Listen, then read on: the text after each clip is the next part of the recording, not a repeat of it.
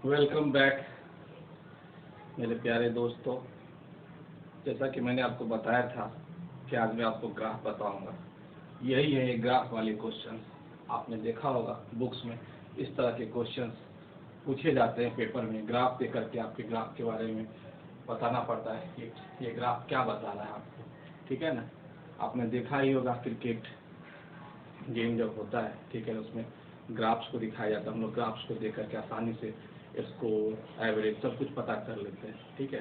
उसी तरह से हम लोग भी आज ग्राफ को पढ़ेंगे और ये आज ग्राफ का नाम है टाइम एंड डिस्टेंस ग्राफ। ठीक है, आप देख लीजिए इतने टाइप्स के ग्राफ हैं। हम लोग पहले ग्राफ को समझेंगे कि ग्राफ क्या होता है, कैसे इसके बारे में किस तरह से इंफॉर्मेशन हमें मिलती है। तो आज हम लोग टाइम और डिस्टेंस के बारे में पढ़ेंगे। तो आप लोग हेडिंग लगा लीजिए टाइम एंड डिस्टेंस। मैं इसे मिटा रहा हूँ उतने ही तक के हमने ग्राफ को बताऊंगा, ठीक है।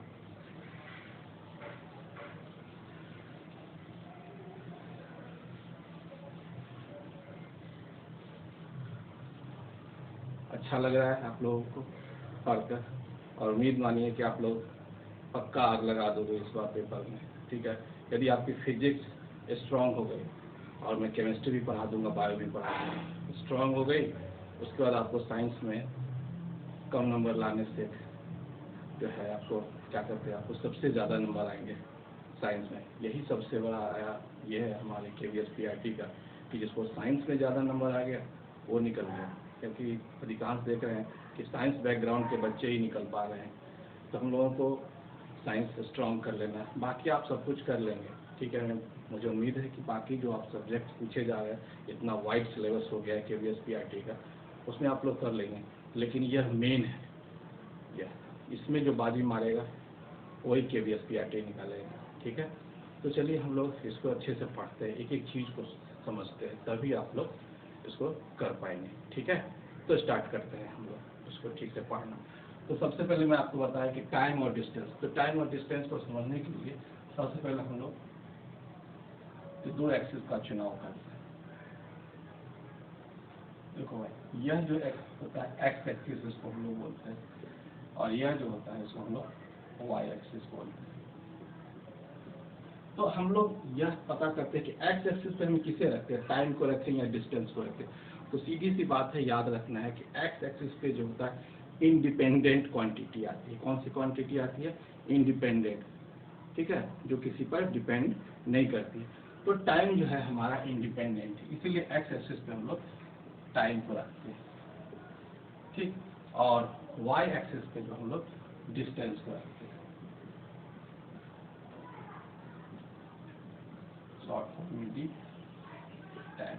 इस तरह से इंक्रीज हो रहा है, इस तरह से, और यह हमारा ओरिजिन पॉइंट है ओ, ठीक है। तो सबसे पहले जैसे मतलब हम लोग ग्राफ हम लोग जूम करते हैं, पहला केस जूम करते हैं, व्हेन बॉडी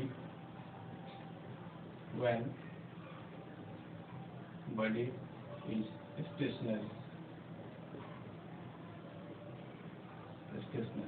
स्टेशनरी का मतलब होता है स्थिर, ठीक है। जब हमारा बॉडी स्टेशनरी है तो किस तरह का ग्राफ बनेगा, ठीक है। सबसे पहले हम लोग देखते हैं, चलिए पहले इसको हम लोग शो कर थोड़ा और नीचे स्क्रीन करते हैं, ठीक है।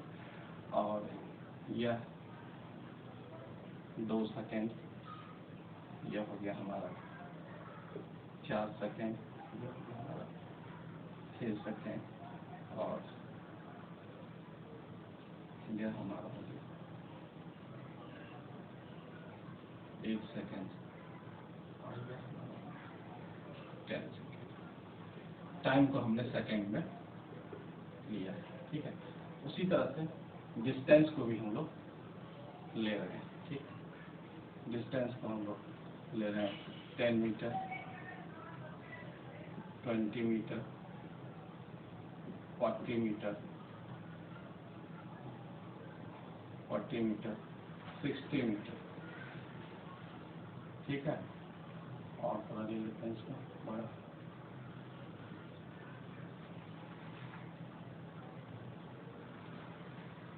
सेम डिस्टेंस पे लेना, ठीक है, 80 मीटर। तो चलिए हम लोग इसको पहले ग्राफ से समझते हैं कि किस तरह से। स्टेशनरी का मतलब क्या होता है? स्टेशनरी का मतलब होता है, जैसे मान लीजिए कि कोई ऑब्जेक्ट है, ठीक है, जो 60 मीटर पे, ठीक है, कोई ऑब्जेक्ट है जो 60 मीटर पे यहाँ पे ऑब्जेक्ट है, ठीक है। तो हम लोग इसको किस तरह से हम लोग बनाते हैं ग्राफ को, देखिए कि इधर हम टाइम दे देते हैं 4 सेकेंड, 4 सेकेंड पे 4 सेकेंड पे 40 मीटर, ठीक, 6 सेकेंड पे 40 मीटर, 8 सेकेंड पे 40 मीटर, 10 सेकेंड पे 40 मीटर। ये इस तरह का ग्राफ क्या आपको बता रहा है कि कोई ऑब्जेक्ट है जो 4 सेकेंड पे 40 मीटर पर भी है, 6 सेकेंड पे भी 40 मीटर पर है, 8 सेकेंड पे भी 40 मीटर, 10 सेकेंड पे भी 40 मीटर।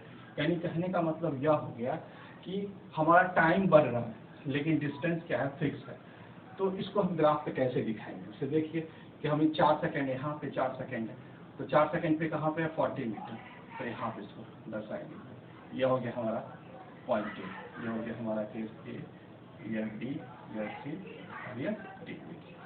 तो यहाँ पे फिर देखिए 6 सेकेंड पे, 6 सेकेंड पे क्या है 40 मीटर पे, तो 6 सेकेंड यहाँ पे है एकदम ठीक इसके सामने, यहाँ लिखेंगे, ठीक है। ये हो गया हमारा 40 मीटर, ठीक।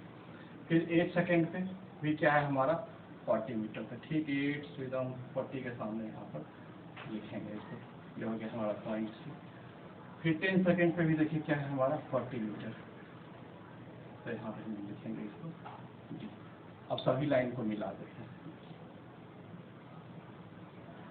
किस तरह का ग्राफ बन गया।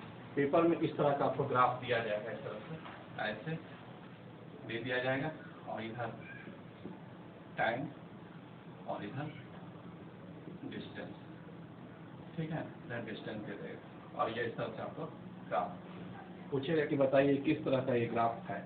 ऑप्शंस आपको बहुत सारे ऑप्शंस, 1 2 3 4 ऑप्शंस रहेंगे, उसको आपको देखते ही बताना है कि देखिए कि यह जो है क्या टाइम बढ़ रहा है लेकिन टाइम के साथ डिस्टेंस क्या है हमारी फिक्स है, डिस्टेंस हमारी वहीं पे, मैंने इसको आपको यहाँ पे ऐसे क्लियर से बताया है। तो इस तरह के ग्राफ को क्या हम कहते हैं, व्हेन बॉडी इज स्टेशनरी, हमारा बॉडी क्या है स्टेशनरी में, तो ये इस तरह का ग्राफ शो करेगा, ठीक। ये पेपर में आपको इस तरह से पूछा जाएगा, मैंने इसको बताने के लिए इतना एक्सप्लेन किया है इस चीज़ को, कि ताकि आपको समझ में आ जाए कि किस तरह से मतलब यह होता है कि टाइम बढ़ता है तो डिस्टेंस हमारा जो है कांस्टेंट ही है, ठीक है, हमारा डिस्टेंस बढ़ नहीं रहा है, यानी कि टाइम बढ़ रहा है 4 सेकेंड, 6 सेकेंड, 8 सेकेंड, और हम 40 मीटर पे, तो 40 मीटर पे तो क्या अपनी जगह पर ही है, 40 अभी भी 40 पे है, 6 सेकेंड के बाद भी 40 मीटर पे, 8 सेकेंड के बाद भी 40 मीटर पे, 10 सेकेंड के बाद भी 40 मीटर, यानी हर जगह हम 40 मीटर पर ही हैं। तो क्या हुआ कि हमें कोई मोशन नहीं हो रहा, यानी हम स्थिर, तो इसीलिए कहा जाता है यह ग्राफ है व्हेन बॉडी इज स्टेशनरी। तो यह इस तरह का ग्राफ है व्हेन बॉडी इज स्टेशनरी। चलिए हम लोग दूसरा हम लोग करते हैं, इसको हम मिटा रहे हैं।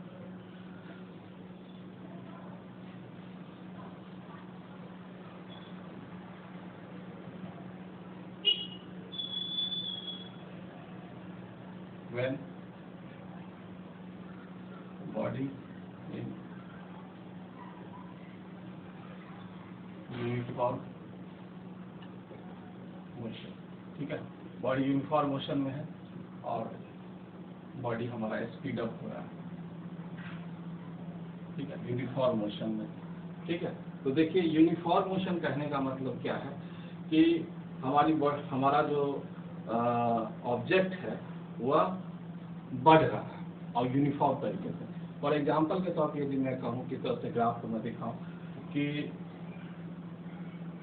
2 सेकेंड, फिर 10 मीटर, फिर 4 सेकेंड, 6 सेकेंड, 8 सेकेंड और 10 सेकेंड, ठीक है, इस तरह से है ग्राफ। और ये 10 मीटर, 20 मीटर, 40 मीटर, 60 मीटर और 80 मीटर, यही है हमारा इंफॉर्मेशन।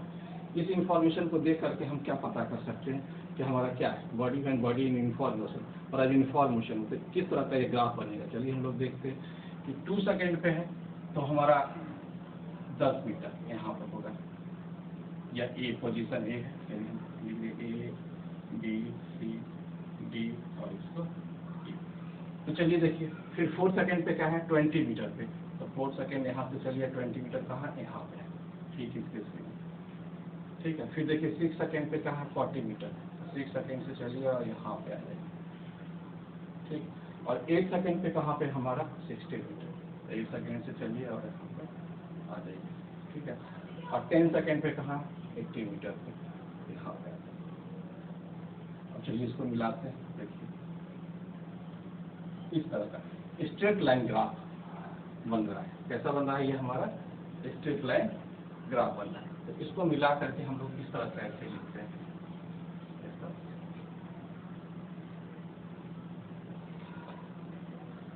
यदि पेपर में इस तरह का यदि ग्राफ देते, यह लिखते टाइम और यह है हमारा डिस्टेंस, तो ये क्या बता रहा है कि बॉडी जो है हमारा यूनिफॉर्म मोशन में, और बॉडी यूनिफॉर्म मोशन में है हमारा, ठीक है ना। इसको देखते ही हम लोग बता देंगे कि हमारा बॉडी यूनिफॉर्म मोशन। और इस पे बेस्ड पे क्वेश्चन किस तरह से आते हैं हम आपको ये भी बताना चाहते हैं।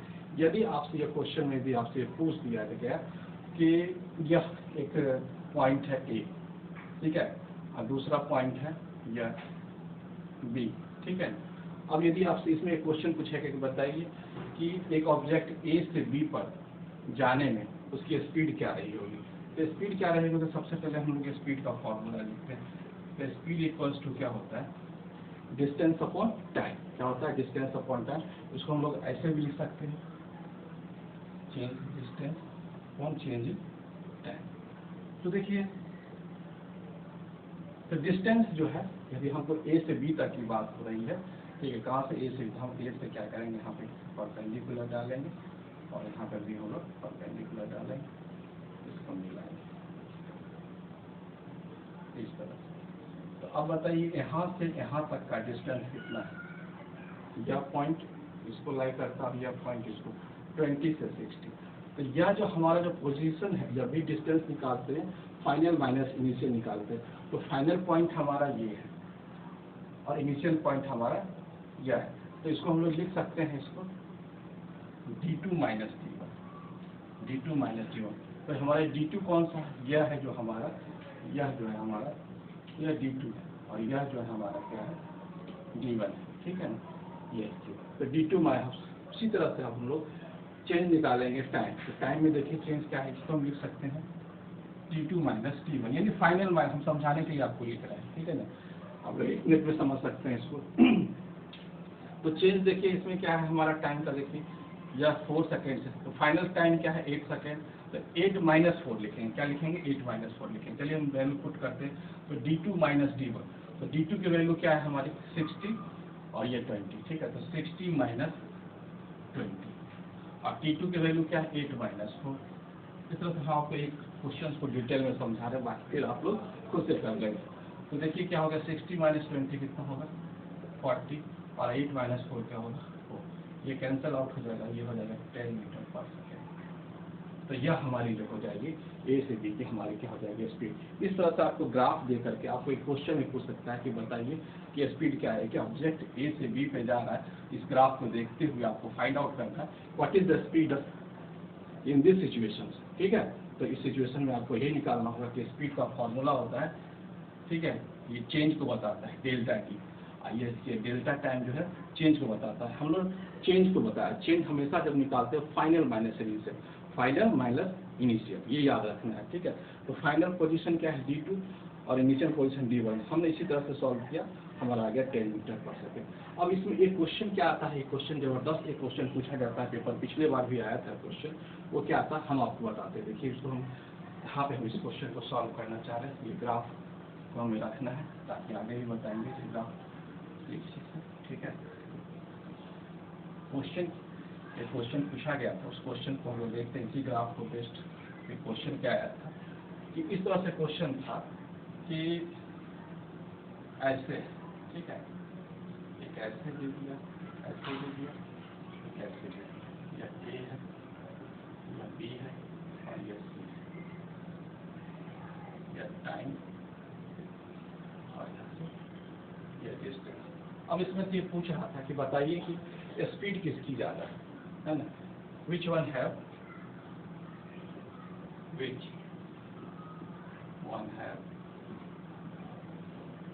Highest speed.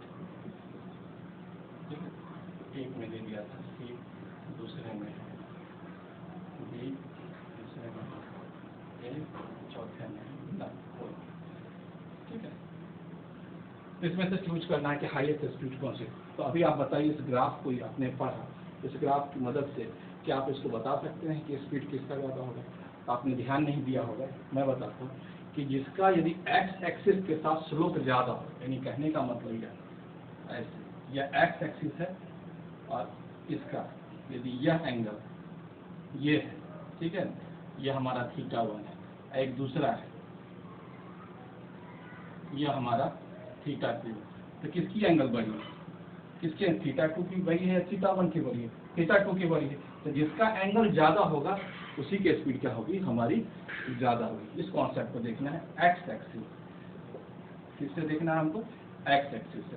तो एक्स एक्सिस से जिसका एंगल ज़्यादा होगा उसी की स्पीड हमारी ज़्यादा होगी। तो हम लोग देखते हैं, इसमें देखते हैं, देखिए यह तो यह हो गई और यह हो गई और यह हो गई, तो हमें दिख रहा है यह सी वाले का जो है एंगल क्या है, सबसे ज़्यादा है।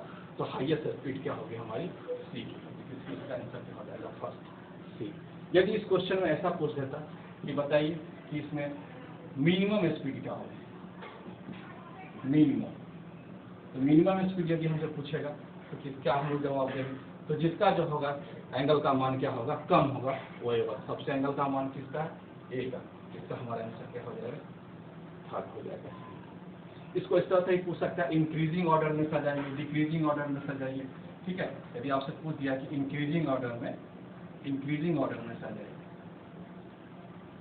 इंक्रीजिंग ऑर्डर में, बढ़ते हुए क्रम में स्पीड को आप सजाइए, तो बढ़ते हुए क्रम में कैसे सजाते? पहले कम, फिर उससे ज़्यादा, फिर उससे ज़्यादा। तो सबसे कम कौन सा है? सबसे कम स्पीड किसकी है? ए की। उसके बाद ग्रेटर देन बी की, फिर उसके बाद सी।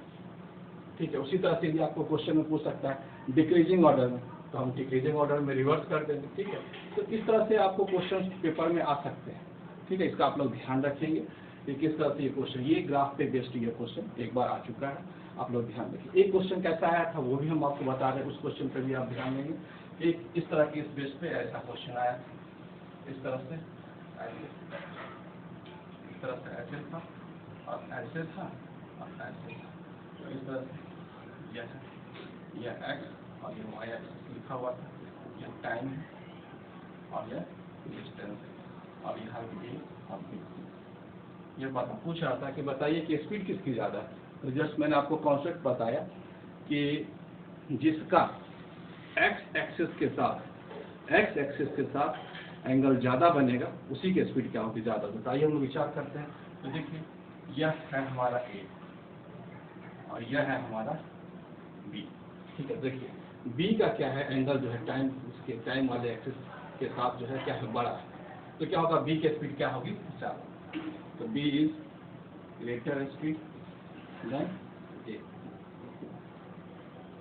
इस तरह से। तो इस बेस के आधार पे हम लोग इस क्वेश्चन को हम लोगों ने सीखा। ठीक है, अब बी हो गया। अब हम लोग थर्ड बेस देखेंगे कि व्हेन बॉडी इज यूनिफॉर्म हो गया। तो अब हम लोग थर्ड में पढ़ेंगे ये,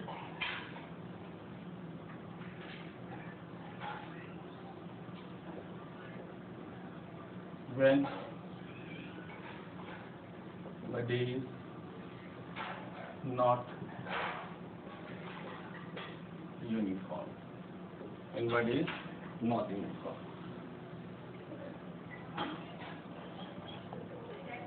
when body is not uniform, यानी कहने का मतलब अब हम लोग इंक्रीजिंग का केस देखेंगे।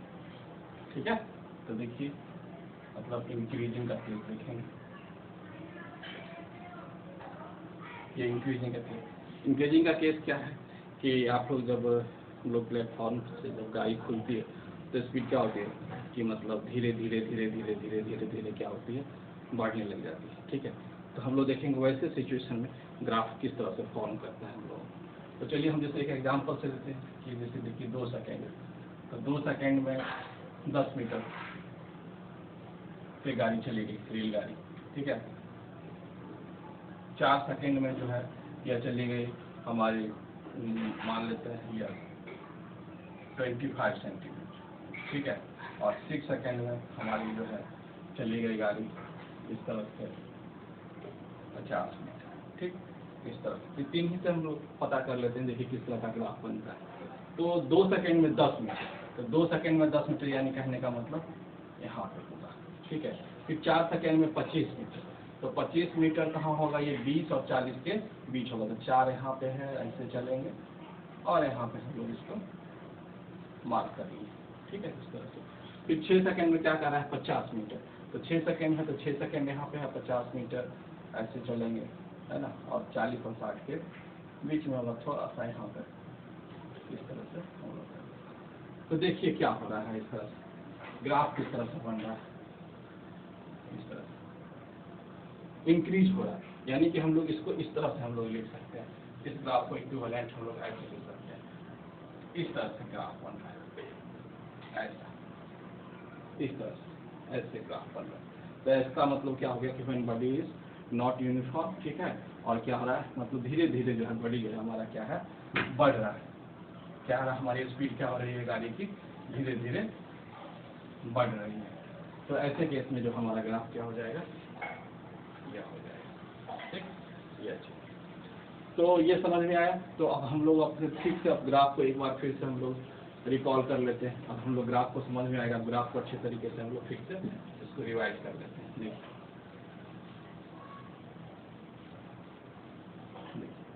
तो फर्स्ट में हमने बताया कि पहला ये इस तरह का, इस तरह का। तो ये क्या, किसका हम लोग ग्राफ देंगे, ये यूनिफॉर्म स्पीड का ग्राफ, यूनिफॉर्म रूप से बढ़ रहा है। और इस तरह से यदि पूछेगा तो ये क्या हो गया हमारा, स्टेशनरी का ग्राफ, ठीक है ना। यहाँ पे टाइम और यहाँ पे डिस्टेंस, ठीक है, यहाँ पे टाइम और यहाँ पर डिस्टेंस, इस तरह से। फिर यदि इस तरह से ऐसे क्वेश्चन पूछ दिया इस तरह से, तो ये क्या हो रहा है, ये बढ़ रही है लेकिन नॉन यूनिफॉर्म रूप से बढ़ रही है। स्पीड क्या है हमारी, नॉन यूनिफॉर्म से। तो यह भी इंक्रीजिंग ग्राफ है, लेकिन यह क्या है, नॉन यूनिफॉर्म रूप से क्या है, increasing with non uniform speed. जिसका मैंने आपको एग्जाम्पल बताया था, जब गाड़ी प्लेटफॉर्म से मतलब छूटती है तो उस समय क्या होती है, पहले थोड़ी कम होती है, फिर उससे तेज, फिर उससे तेज, फिर उससे तेज, इस तरह से होती है। लेकिन क्या होती है, बढ़ती जाती है, ठीक है ना। तो यह नॉन यूनिफॉर्म रूप से बढ़ती है, उसका ग्राफ हमारा ये है, ठीक है। तो अब हम लोग कुछ ग्राफ्स को और देखते हैं, अभी आप लोग इतना नोट कर लीजिए,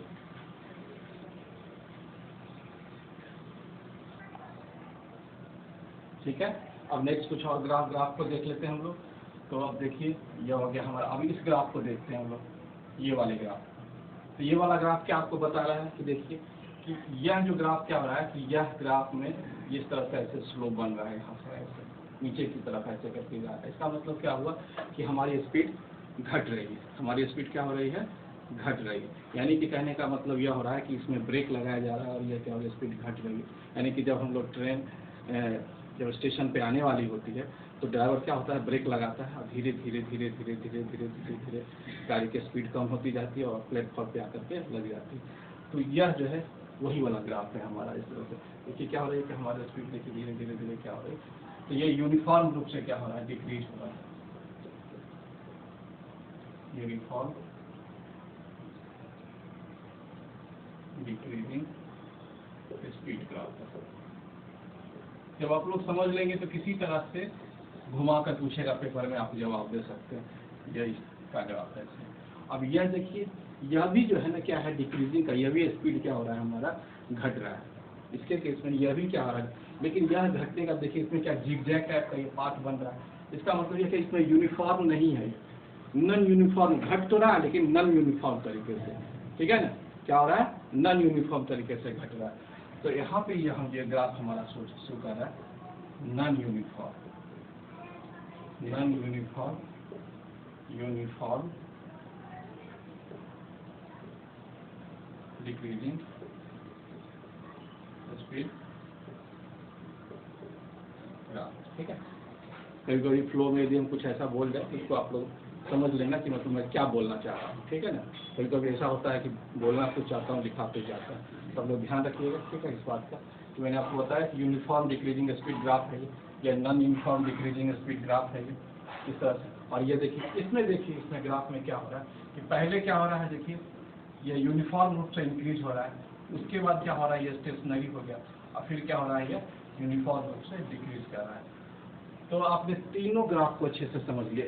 इस ग्राफ की मदद से क्या होगा कि आपको क्वेश्चंस यदि आपको पेपर में आएंगे तो उसका आप जवाब दे सकते हैं कि आपको बहुत सारे ग्राफ दिए रहेंगे, ग्राफ को देख करके आपको बताना होगा, 4 ऑप्शन रहेंगे, पूछेगा यही सब ऑप्शन बना देगा कि किस तरह का है। यदि आपको ठीक से ध्यान रखेंगे तो आपको इस क्वेश्चन से, आपका सेक्शन से क्वेश्चन नहीं छूटेगा, और ये बहुत ही इंपॉर्टेंट है ग्राफ। अब इसमें हम लोग आगे जो पढ़ेंगे कि यह जो है कि ग्राफ दिया रहेगा, और जैसे मतलब ये टाइम डिस्टेंस का ग्राफ आपको दिया हुआ रहेगा, ठीक है ना, तो इसकी मदद से हम लोग क्या क्या हम लोग निकाल सकते हैं, ठीक है ना। तो ये हम लोग कल एक छोटा सा सेशन होगा, उसमें स्टार्ट करेंगे, और उसमें हमको कुछ न्यूमेरिकल्स बताएंगे कि किस तरह से मतलब टाइम और डिस्टेंस के ग्राफ से हम लोग क्या फाइंड आउट कर सकते हैं, टाइम और डिस्टेंस से क्या हमें हासिल हो सकता है, ठीक है।